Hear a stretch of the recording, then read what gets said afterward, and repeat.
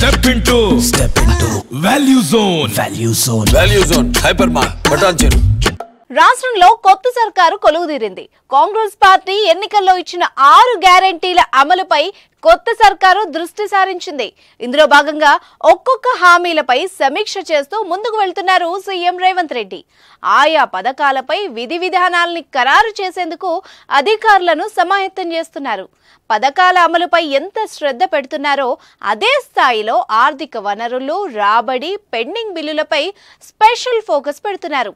ఇందులో భాగంగా ముఖ్యమైన గృహలక్ష్మి పథకం అమలుపై ప్రత్యేక చొరవ చూపుతున్నారు సీఎం.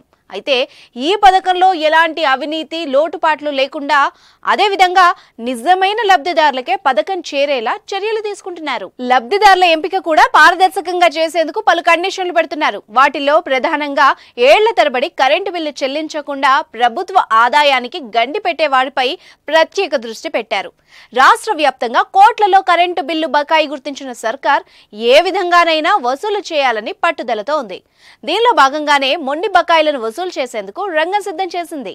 200 యూనిట్ల వరకు విద్యుత్ ఫ్రీ, గృహలక్ష్మి పథకం వర్తించాలంటే ఇప్పటి వరకు ఉన్న పెండింగ్ బిల్లును క్లియర్ చేస్తేనే అర్హులన్న కండిషన్ పెట్టింది.